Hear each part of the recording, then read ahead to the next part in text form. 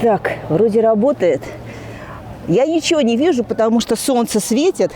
Опять же, на улице декабрь, за мной вот там люди на пляже купаются, загорают. Ну, загорают в основном. На улице плюс 20, и я в испанском городе Торревьехе.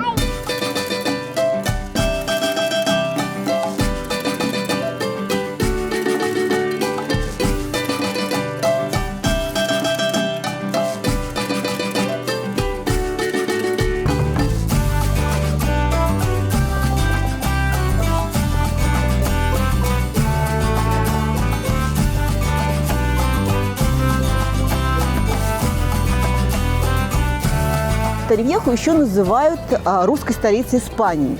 Хотя, если так не отходить от правды, то больше всего русских проживает в Барселоне, а второе место уже занимает Торревьеха.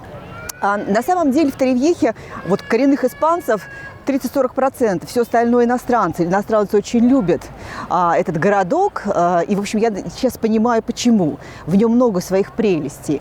И первые 3 места занимают немцы, англичане и марокканцы, а 4-е русские. И здесь есть русские магазины. Достаточно много людей, обслуживающий персонала, говорит на русском языке. И я приехала сюда с целью узнать, почему русские так полюбили Торревьеху. Так что, ребят, смотрим, подписываемся. Если понравится, ставим лайки. И вперед по Торревьехе. Первое, что бросается в глаза, везде полно народа. Это в декабре-то. Кто-то загорает и даже купается. Кто-то строит песочные замки. Вот он сюда ставит свечку. Ночью этот замок, в окошечке у него горят. Кто-то сидит в кафе под аккомпанемент уличных музыкантов. Кто-то прогуливается по набережной и приценивается к дешевому люксу. Типичная картина на набережной многих европейских курортных городов. Торгуют подделками знаменитых брендов. Вот. Посмотрите, тут и Прада, и Марк Джейкобс, и Гесс. Вот все вот эти поделки стоят по 20 евро. Кто-то совершает длинный заход вглубь моря. И вот видите, такая длинная дорога за моей спиной. Это очень длинный пирс, который прям в глубину моря идет. И с него открывается очень живописный вид на море, на набережную и на Торревьехскую марину, где стоят многочисленные богатые и не очень яхты. А те, кто устал, отдыхает на каменной лавочке прямо в центре города, под шум волн и с видом на море. А то тяжела жизнь блогера, ребята. Вот тяжела. Ходишь, общаешься. Себя совершенно не любишь. Боже мой, боги, солнце, море, минута паузы. Это кайф. При всей своей милоте Торревьеха – город внешне непривлекательный. Везде натыканы бетонные коробки домов. Ни тебе старинных улочек и домиков, ни исторических достопримечательностей. Чем же Торревьеха так привлекает иностранцев? В первую очередь прекрасным климатом. Зимой температура не падает ниже 10 градусов, а летом не поднимается выше 25. Во-вторых, 20-километровой полосой чистых песчаных пляжей с неизменным голубым флагом. В-третьих, хорошей инфраструктурой. Здесь даже есть консерватория и большой стадион. Ну и, наконец, невысокими ценами на недвижимость. По крайней мере, пока. Последний пункт, наверное, и стал решающим для иммигрантов из России и стран СНГ. Впрочем, у каждого из них своя история. Ну, а теперь посмотрим, как выглядит гараж инженера. Нет, вот это... Вот оно. Здесь мы экспериментируем. Это первый, это второй. Это тепловой насос уже собранный, работает. Дмитрий, инженер и предприниматель из Ижевска, переехал в Испанию вместе с женой и сыном. Здесь открыл компанию по производству тепловых насосов. Я же в России тоже с этим тепловым насосом подавался в Сколково. Переходишь там министру, это замминистра, да, все, давайте, вот мы, он сидит в компьютере, да, все, спасибо, до свидания. Когда, уже через год ко мне приходит человек и говорит, вот есть такой-то замминистра, надо к нему сходить, я говорю, так я был у него. Говорят сумму, я говорю, а что так можно, да? Мы туда заходим, нам чай будете, это будете. Немножко, как так? В общем, да, вы же с какими-то идеями, которые да, идеями, принесут пользу, да. Но эта идея у всех мы сразу... Прям на корню зарубает все. Да, счетчики сразу, сколько, что, кому. С 24 февраля, 5 секунд, я решил, что я уезжаю. Я просто в одних шортах с рюкзаком, у меня была сумма денег, я собрал деньги к тому моменту. Я просто полетел на 3 самолетах, долетел до Валенсии и оттуда попал сюда. Буквально один день я открыл счет. Это было год назад очень просто. И на следующий день я купил квартиру. Москвич Александр переехал в Теревьеху по ВНЖ без права на работу. Когда я сюда попал, я понял, что мне здесь проще будет адаптироваться. Здесь 20% испанцев живет. Это, конечно, минус в плане изучения языка. Но здесь очень много приезжих из разных стран, и в основном это русскоязычные. Сюда ездил по работе, и здесь как раз этот объект, вот здесь все в локации, пальцем в небо. Или ездить искать, или первый шаг, неважно где. Нам предложили, вот есть дом. Понравится? Возьмете, не понравится, не возьмете. Нет. Смотрите, дом уже украшен к Новому году. Ага, вот такая Красотень. Вот, уже елочка есть. И вот такой этот. Ага, и что еще? Пенек сделали. Это рождественский Да, носок. сапог. Вот это рабочий папин кабинет, это важно. Кто пришел поработать, кто То есть получается, Да. что у папы и офис здесь же, да? Да. Кухня. Кухня маленькая. А это типично, вот они, почему они такую делают? И она у них как бы не объединена, да, с гостиной получается? Если сам уже хочешь делать, то вот как бы обычно делают вот эту комнату, занимают. Да, мы на 2-м этаже. Вот здесь ванная. Можно зайти, да? Да. Вот это ванная с джакузи. О! Ну Не джакузи, это прям. и часто вам удается пользоваться джакузи. А у меня еще пузырик. Часто как хотел. Да, маленькая спальня, там балкончик. Ничего такого. Нифига себе, у тебя самая большая комната, между прочим. Ты понимаешь свое счастье? Давай, Это рассказывай. я забрал ее. Ты, да? Ага, ну давай рассказывай, что у тебя тут. Здесь мое рабочее место. Вот Ясно. здесь такая мини-библиотека. Ну давай-ка посмотрим, что тут у тебя. Русские книжки. Ага. Здесь Великая Отечественная война. Тираннозавр. Ну а у тебя вид красивый с балкона? Покажи мне, какой у тебя вид. Давай. У тебя самая большая комната и самый, небось, красивый вид с балкона, да? Все лучшее детям называется. так. Ой, ляпота, ляпота. Вот так поутру выходишь здесь, да, Тимофей, и говоришь, жизнь удалась. Hola. Hola. ¿A tienes leche? Sí. Sí. Ладно, пусть будет вот это. Это сколько процентов? Я думаю, что это пожирнее.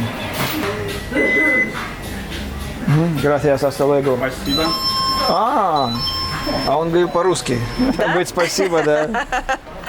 Вот я про это и рассказывал до этого, да. А ты далеко от моря живешь? У тебя Я же живу из от моря ровно 7 минут пешком. По прямой никуда не сворачиваю. Ну да. Сейчас поднимемся на балкон. Ой, не на балкон, Мы а на можем крышу. подняться сейчас на крышу, Да, да. пока еще светло, может быть. Может, уже и не светло. Да. Да, и там обзорный вид. Вот такой вид. Ну, то есть там море, дойти Да, совсем 7 рядышком. минут. Здесь 700 закат. метров, да. А как красиво, ребят! Вы посмотрите, вообще! Вот теперь Саша проведет рум-тур по своей квартире, которую он купил за 5 секунд. Да, за 5 секунд. Да. Но я уже сделал ремонт. Ага. Я перекрасил потолки и стены. Это гостиная, да? Да, я, в общем, поменял всю мебель. Ага. Все, что здесь как бы уже включая люстры, все новые розетки. Так, это стол. Плитку я оставил здесь аутентичную, я не буду ее менять, потому что во всех... Как ты имеешь в виду на полу? Да, потому что она у всех такая, на всех этажах, даже когда мы поднимаемся туда, наверх и вниз, она везде одинаковая. И я не хочу портить вот этот вот дисбаланс. Я хочу, чтобы был как у всех. Вот я здесь кухню уже купил. Окей, Кухня это как отдельная комнатка такая. Да, да, американская кухня. Скажи мне, то есть Ну, ты ешь и потом вот у меня есть окно. как. И я туда выношу, либо я ем на балконе, либо тут. А здесь Очень готовлю. удобно, кстати, да. Она такая... Это называется американская кухня. Кухня. Но это называется в Испании, так в Америке об этом не знаю. В Испании это называется американская кухня. И шляпы. А шляпы, ты любишь шляпы? Да, люблю, у меня их Ух ты, много. слушай, ребята, смотри, сколько во мне шляпки. Окей. О. Слушай, а типа, Но я вообще здесь без шляпы не выхожу. Все, кто знает Торовьехи, никогда не видели Да? меня без шляпы. Шляпа, это в смысле, это ты от солнца или просто, ты как, любишь? Я люблю называется? шляпу, да, Ага. и я их периодически покупаю. в На разных тебе, а стилях. тебе реально идут. Вот бывает, Да. человек созданный для шляпы, Да. или шляпа создана для Спасибо, тебя. да. Ух ты, кстати, большой балкон. Да, 4 Такой метра, глубокий, 4 метра, глубокий. да. Глубокий, здесь можно Нет, сидеть в ну компании. слушай, вообще. Вот это всё вот море, это да, очень просто сейчас оно красиво. видно. Ага, вот это очень красиво. Мне, кстати, с балкона, ты прав, с балкона красивее вид, чем с крыши. Я когда Да. квартиру выбирал, не стал ее смотреть, что квартиры плюс-минус у всех одинаковые. Ага. Первое, что я сделал, пошел на балкон. В общем, это было 1 минута. Я зашел на балкон, сказал, я покупаю. На электричество у меня уходит 25 евро в месяц. На воду где-то 50 евро за 3 месяца. Ну, получается 40. И плюс коммунидат где-то 25, это Коммунидат 65. это квартплата, да? Квартплата, да. Ну, в районе 70 евро, 80 это максимум, то, что вот уходит. Ну, это, Здесь. в общем, это московские цены. Да. В Москве уже дороже. Ну, сейчас где-то 70 это электричество уже поднялось, вода где-то 30, да, примерно, коммунидат 100 в 3 месяца, ну тоже 30 в месяц. Если это одна спальня, да, и зал, да, как тут салон, то где-то в нормальных условиях, да, то есть чтобы был минимальный ремонт, это 500 евро, от 500 и выше, да. Если это новострой, то это уже 650-700, да, и выше. По длительной аренде мы нашли как раз выход из положения, вот чтобы люди, которые приезжают сюда изначально и не имеют здесь работы, могли арендовать на длительную аренду объекты. То есть мы сейчас работаем со страховой компанией, которая нас страхует и страхует собственников. Мы берем, вернее, они берут, но мы с ними сотрудничаем, 3 депозита. Вы, когда заезжаете, вы оплачиваете месяц аренды, месяц услуг компании и 3 депозита, если у вас нет контракта на работу, то есть 5 оплат. И 3 из 5 этих оплат, они возвратные. А по тратам на еду есть разница между там, Столько же, сколько я тратил в России, я столько же трачу здесь. 200 евро. Но если я покупал бы все то же самое, что в России тут, то я бы уложился в 100-150. То есть ты здесь больше Я здесь покупаю больше, я здесь покупаю разнообразнее. То есть в мой рацион входят овощи, много зелени, рыба. Я себе ни в чем не отказываю. То, что мы говорим про Россию, это 200 евро, это было все равно, я считал. И я не мог позволить себе так, вот эту же рыбу, которую я могу позволить здесь, и эти же продукты. И рацион здесь более, конечно, насыщенный, разнообразный. И также, по сути, это те же самые деньги. А теперь к вопросу о ценах в Испании. Я ходила в Меркадону, это такой местное сетевой, как у нас, перекресток. Купила там 6 пачек, здесь 4, а 2 уже съела, греческого йогурта. Вот этот потрясающий сыр мягкий. Семгу 300 граммов, свежая семга, совсем свеженькая. Сардины, ребят, ой, я от них тащусь. 2 баночки сардин, это все закуска к вину. Ну, ребят, хамон, куда без него. 2 манго, я его с йогуртом делаю, 1 уже съела. Лимончик. Так, это у нас салатик. Я зожница, вы понимаете, спаржа, бутылочка вина, оливки, их много, здесь 250 граммов, и орешки. орешки. За все это я заплатила 3000 рублей в переводе на рубли. Я, например, умудряюсь жить в месяц на 600 евро. Я себе тоже ни в чем не отказываю. У меня есть Серьезно? машина, я На 600 путешествую, да, евро можно вся здесь жить? одежда, что на мне куплена здесь, вот это все куплено здесь, вся мебель. Я живу на 600 евро в месяц. Так, ребят, мы едем. А куда мы едем? Мы едем в парк Риколар. Это... Ну, здесь, в этой урбанизации, такой парк. И он сделан, там водоемы есть.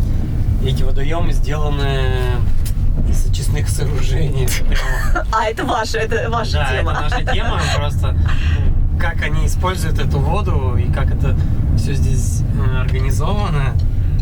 Ну, такой парк интересный.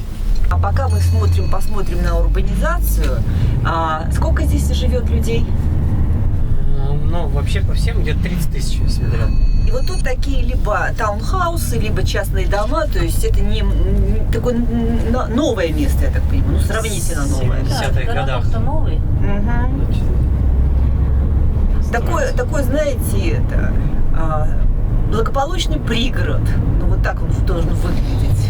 По крайней мере, в американских фильмах он так выглядел. Вот теперь в Испании мы видим что-то похожее. Тут у них курятник, что ли? Да. Птичий двор, да? Да, там еще утки ходят. А давайте я покажу вам. Посмотрите, детская площадка. Да. Сейчас мы покажем вам курицу. Или это петух? Курица. нет. Ребят, по-моему, это петух. А я, правда, не очень сильно их отличаю. Ну, петуха. Ну, ладно. Давай, покажись.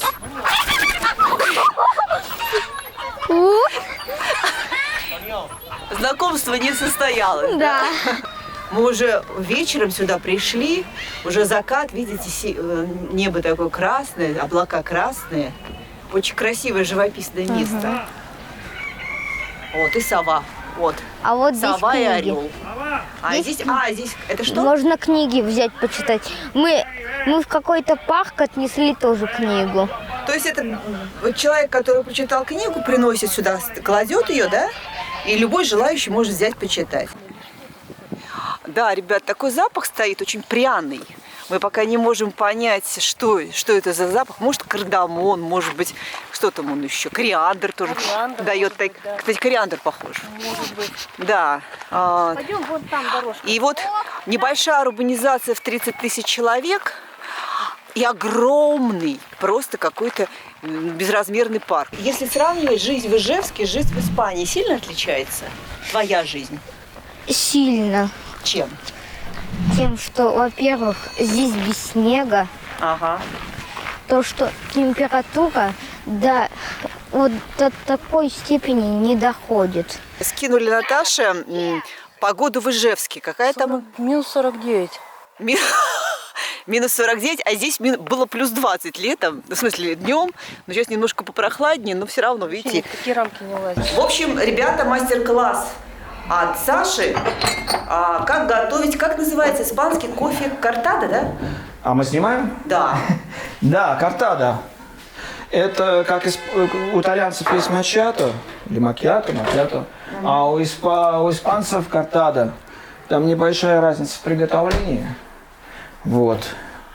Ну, сейчас приготовим. Типично здесь все пьют этот кортадо. Да. В любом этом Да. можно заказать, я хочу Я кортадо. подошла, попросила капучино, они сказали, у нас нету капучино. Кстати, если захотите капучино, Да. вы не говорите капучино, вы скажите «хочу кафе кон лечи». Кафе кон лечи. И это будет то, что вы в России привыкли к капучино. А если вы просите капучино, вам нальют американо и сверху сделают сливки, вот эти вот. Молочную пенку. Да, и это не капучино. То есть у них в Испании капучино это вот это. Кафе кортадо. Поэтому капучино, которое вы любите, это кафе кон лечи. Кон лечи. Просто кафе кон лечи с молоком, кон лечи. Скажи мне, пожалуйста, ну вот чем ты занимаешься в течение дня? Ты, я так понимаю, в Испании не работаешь? Официально я не работаю, ну, Да. у меня есть небольшая там история, я там помогаю, мне немножко платят, не хочу об этом рассказывать, да, вот. На самом деле у меня времени не хватает, потому что практически каждый день я учу испанский, я хожу на курсы, плюс у меня каждый день обучение вождению. Я хожу на уроки вождения. То есть ты заново должен Да, я должен сдавать? заново, да. Это на полгода история. Каждый день учусь, кроме пятницы, вот синяя. Мне надо будет заново сдавать, поэтому у меня времени вообще нет. Плюс я хожу на фитнес. Ну, в общем, у меня день вот так пролетает, и постоянно какие-то дела, на самом деле. Сейчас я готовлю как бы обычный эспрессо. Ага. Много кофе, ребята. Саша не жарит. Стандартно. Стандартно, да. А, ты еще свой YouTube-канал снимаешь. Угу. Да. Я покажу. Ой, ребята, запах! Вы не представляете себе.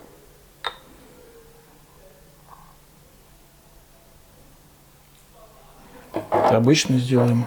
Это сделаем А это как сделаем? с небольшим листочком. Я сейчас буду пить кофе Кортадо. Кортадо. Кортадо? Кортадо. Кортадо. Ну окей. Кортадо. Кортадо с листочком. С листочком.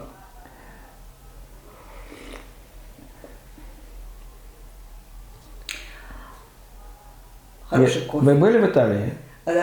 Была. Пили макиато? Да, Вот это похож. макиато, Он да. похож, Они да. немножко пенку по-другому делают. Маленькая разница. У меня есть видео на моем канале, я там рассказываю, в чем разница, но это другая история. Вот почему-то я выпила кофе и думала, ощущение у меня от испанского кофе, как от испанского вина. То есть я выпила, и мне хорошо стало. Кстати, смотрите. Смотрите, если вот этих цветов нарвать, например, немножко мне нужно. Это что ты? Вот не знаю, какие цветы, но смотрите.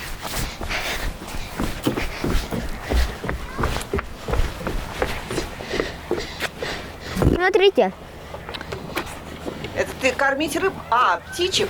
Нет, это не птичек, это смотрите. Сейчас, вот видите, как? А, тут карпы, небось, водятся, да? Да. Ух ты, они же что у вас хлеб? Они же Отдайте живучие мне. такие. Немножко. О, а ты тут не пытался карпов ловить с удочкой? А, здесь не разрешают. То есть ух ты, охраняемый, да. А еще кто кого, ребят, посмотрите. А, сейчас еще черепаха здесь есть. Еще и черепаха Так, вступает кто быстрее? в борьбу. Да. Борьбу за хлеб. Ладно. Ох! Ой! Ай, Ты расскажи мне, а почему ты скучаешь в Испании, а? потому что Нет, почему? Вот что-то тебе здесь не хватает или все нормально? не хватает. Чего? То, что мы только сюда втроем приехали, а у меня там, во-первых, кот был очень веселый. И еще у меня есть племянница и моя сестра. А мне здесь одному очень скучно. Только если друзей так, с друзьями играешь, как-то немножко забываешь. Какой ты видишь свою жизнь лет через 5? Твои мечты, твои желания? Семья, дети. Это во-первых.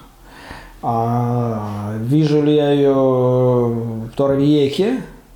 Не знаю, но вижу ли я в Испании, да. Мне нравится здесь, и я очень благодарен этой стране, потому что в ту минуту, когда я хотел уехать в Европу, она мне открыла двери, эта страна. И у меня прошло все очень легко. И я очень благодарен именно этому государству. И с моей стороны будет неким внутренним предательством, если я воспользуюсь здесь какими-то благами и дальше начну искать себе где-то еще место под солнцем. Я хочу здесь остановиться.